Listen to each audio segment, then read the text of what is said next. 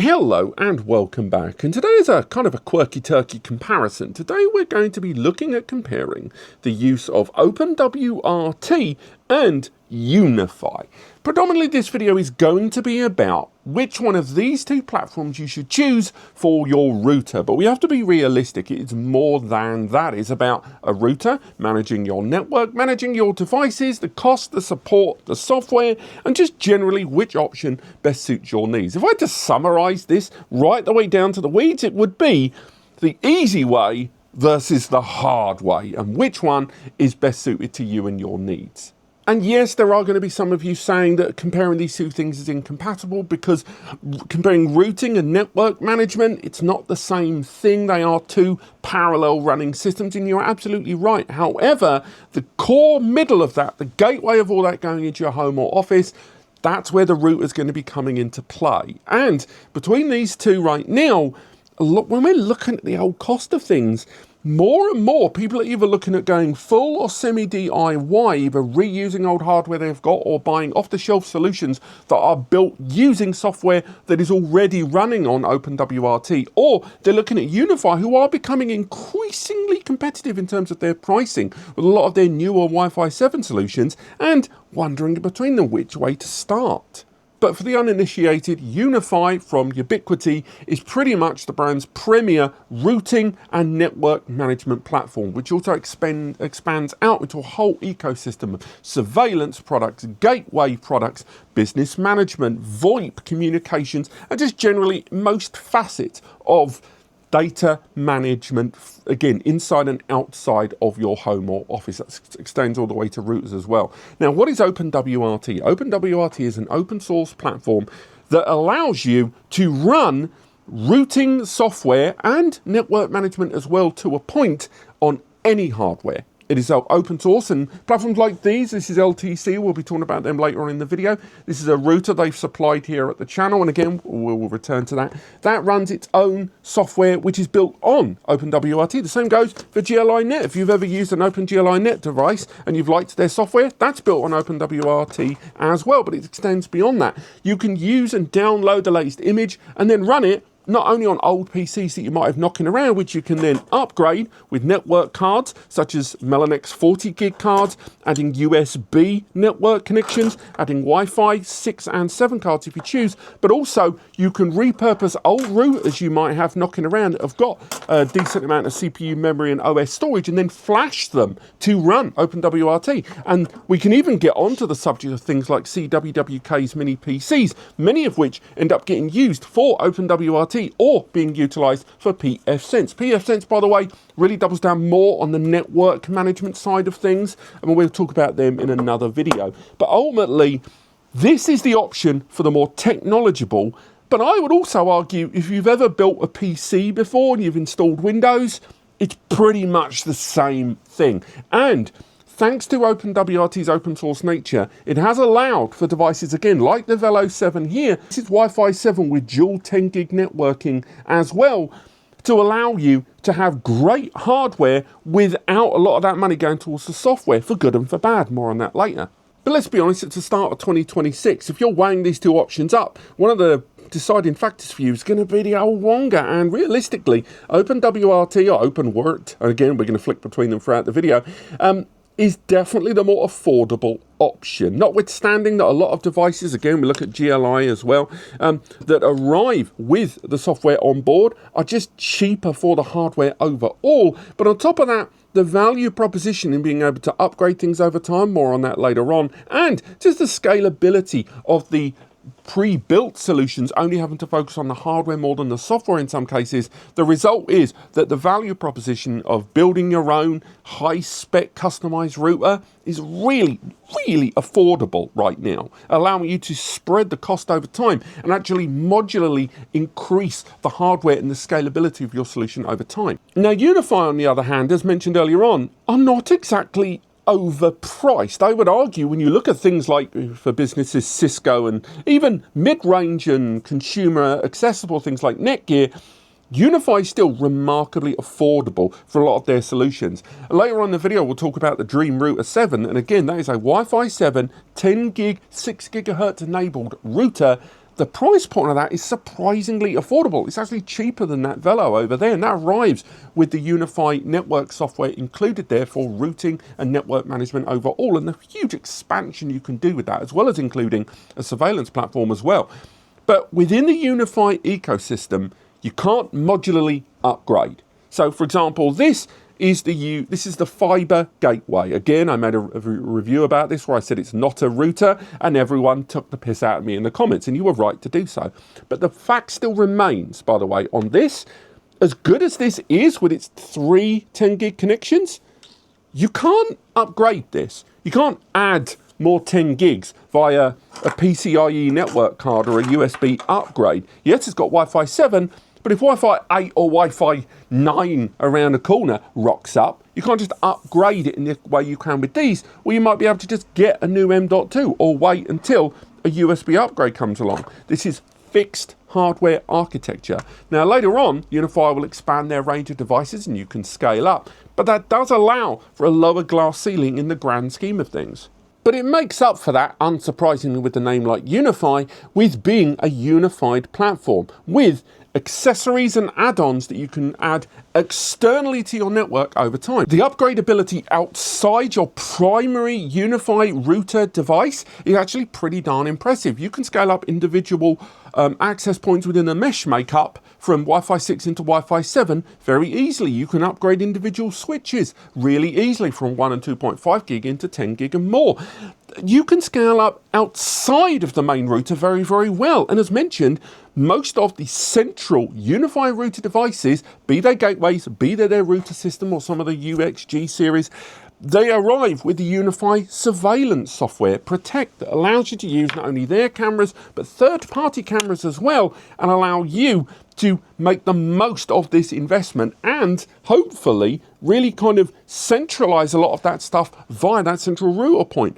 But because the main router can't be upgraded modularly and needs to be swapped out, and you can back up the profile and stick in a new one that's more upgraded, it means that all these external upgrades you are doing, the communication they have with the central system, so for example, if I added a bunch of Wi-Fi 7 points and a bunch of 10 gig points, if my primary system's only outputting a handful of 10 Gs or 2.5 gigs and I've already oversaturated it, those external upgrades are going to hit cap. They're going to be glass ceilinged very early doors and potentially be bottlenecked.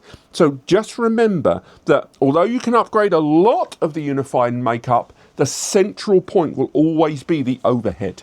There will also be some of you that highlight that you can run UniFi on third-party hardware. A lot of NAS solutions, a lot of app centers actually have a UniFi controller application. You can install a UniFi network controller on your own hardware and again via applications on a NAS, but although that allows you to control APs, switch VLANs, PoE management, guest portals, traffic management there, managing some of the clients, you can only manage existing UniFi hardware. You can't use it to become the central point of that UniFi setup there. So again, controlling the NICs and the management of the device you've installed it in, you can't do. You can't run the UniFi software from that device, at least not in a supported way. So at the moment, it sounds like OpenWRT are winning at a canter. Well, and we will get onto the software later on, I want to highlight that it ain't straightforward. When you are running OpenWRT or pfSense, we'll throw them a bone as well in this vid,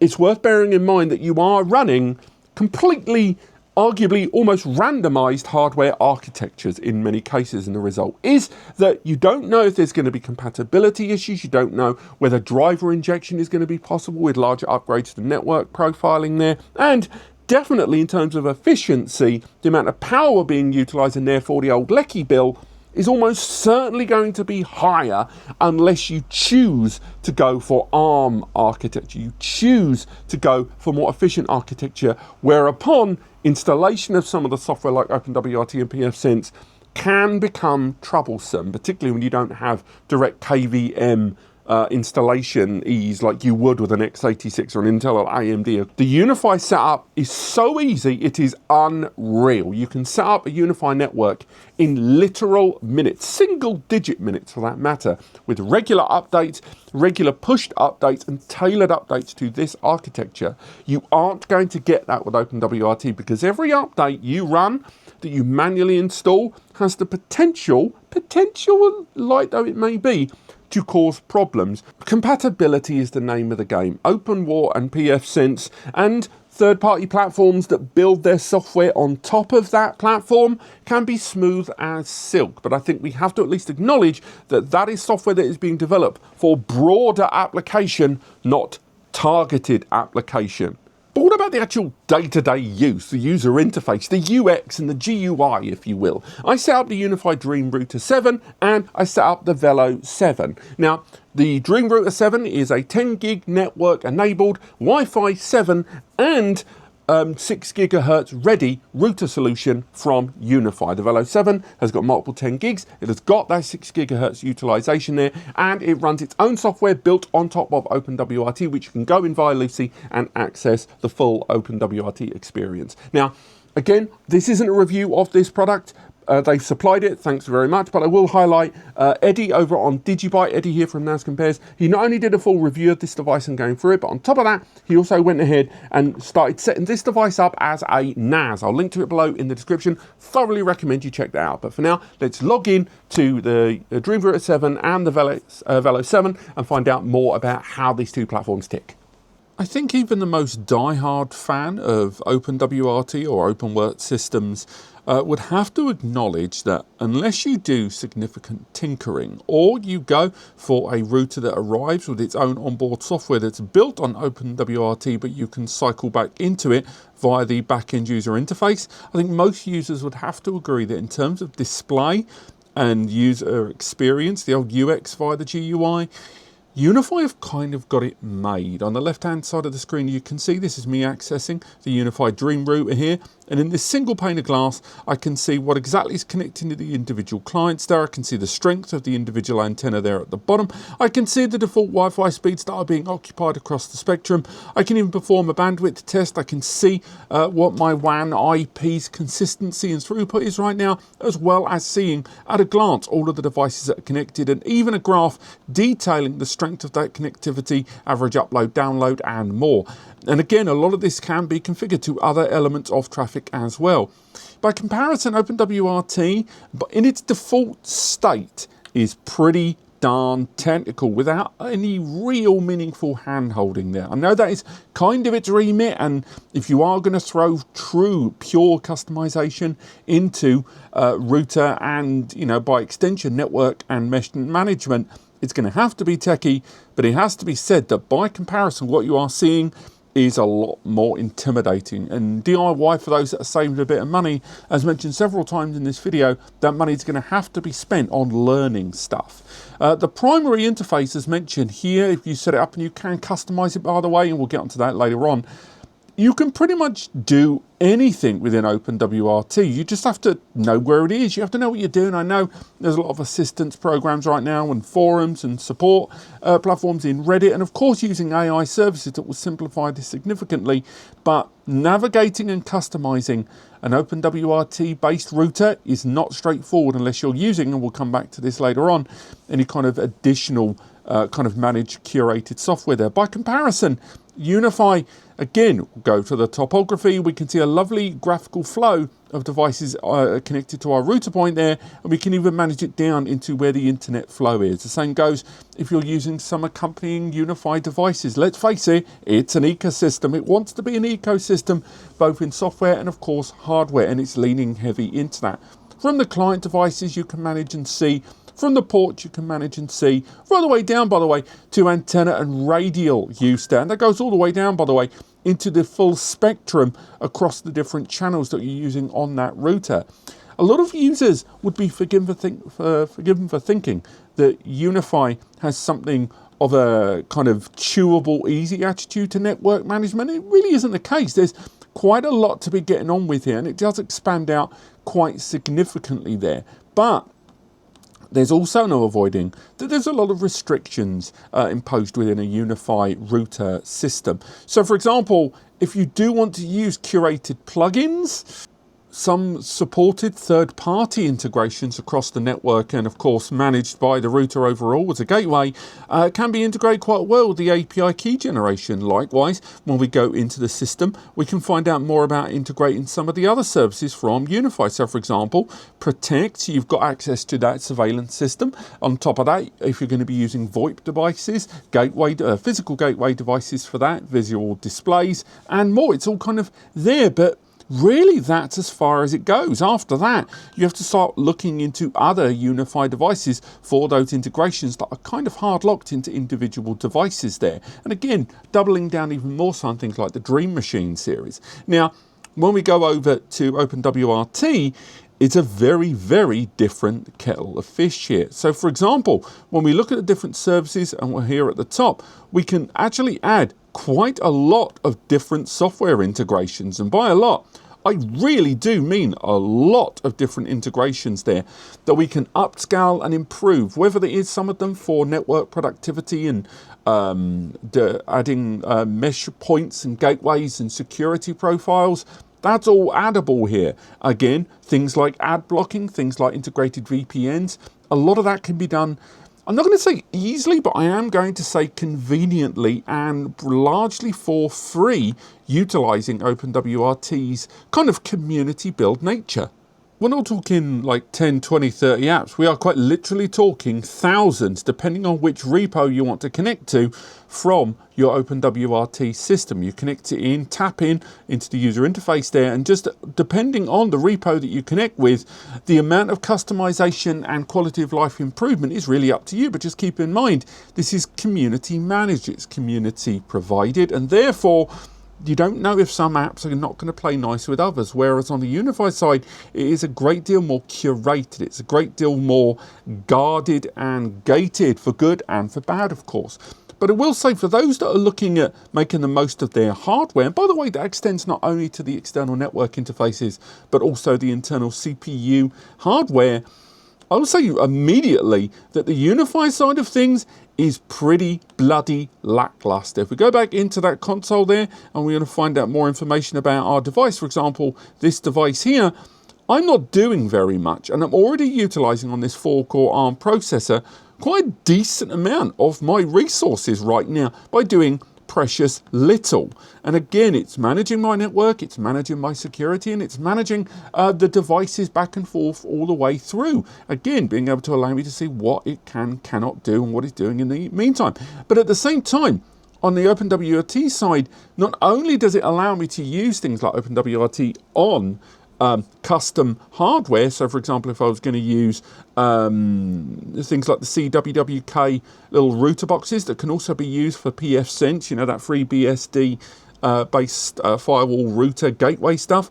But the amount of customization and control I have over this hardware is unparalleled compared to anything from any UniFi there. And that extends, by the way, right the way down to wireless antenna management there. So for example, in the Wi-Fi configuration, I can actually control on the UniFi side of things a lot of that Wi-Fi connection, just effectively what bands are being used, which SSIDs are managing which frequencies. I can do all of that there.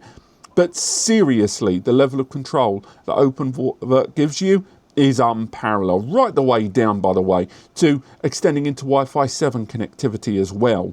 And once you go down the road of then entering into SSH and command line stuff, I will say that the difference between these two is mountains, because although, as mentioned, you do have access to a level of SSH and command line on the UniFi platform, I would say what you can do is still a very closed ecosystem.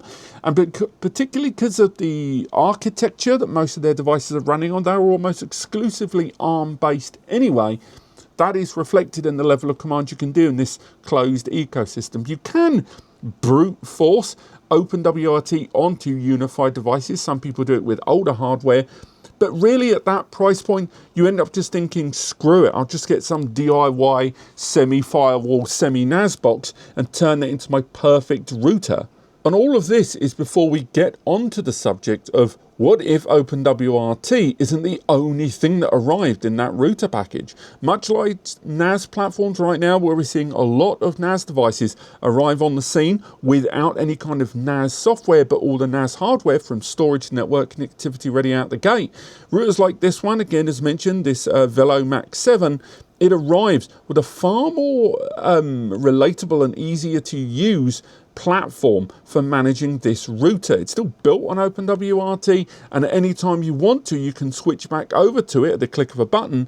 But still, the level of control on a lot of these DIY or DIY adjacent, let's say, router devices is pretty darn impressive. And as we're seeing more affordable devices like this one rock out, 199, 299 with 10 GBE and Wi-Fi 6.7 on them, there's a lot to love here. So even if you were trying to choose between OpenWRT and UniFi's router management, remember that a lot of these OS free or OS adjacent DIY router boxes here, they normally arrive with some form of software already that you can play with, and a lot of it actually simplifies a lot of the more complex elements of OpenWRT, so you're still getting the benefits of one and the usability of the other, a fantastic middle ground between them.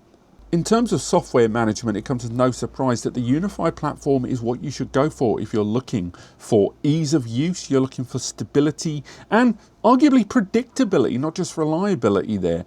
But all that said, it does come with quite a substantial amount of lock-in and a higher hardware price, even though UniFi's router systems have started to become quite affordable indeed compared to some of the options in the market from the likes of ASUS.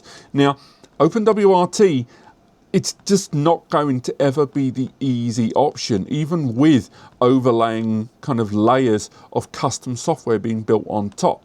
But that kind of complexity, that higher learning curve, is also presented with a much, much lower barrier of entry in terms of cost, whether that is reusing an old bit of hardware and sticking in a Wi-Fi card or getting one of those OS-free boxes.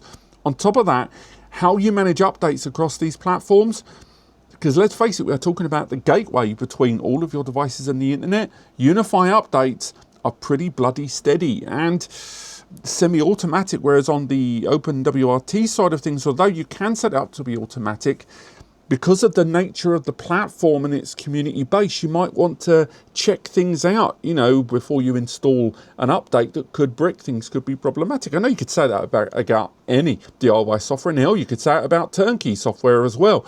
But I do think the level of complexity to just simple updates and what can change and how much of it has to be re-enabled by SSH needs to be factored in here.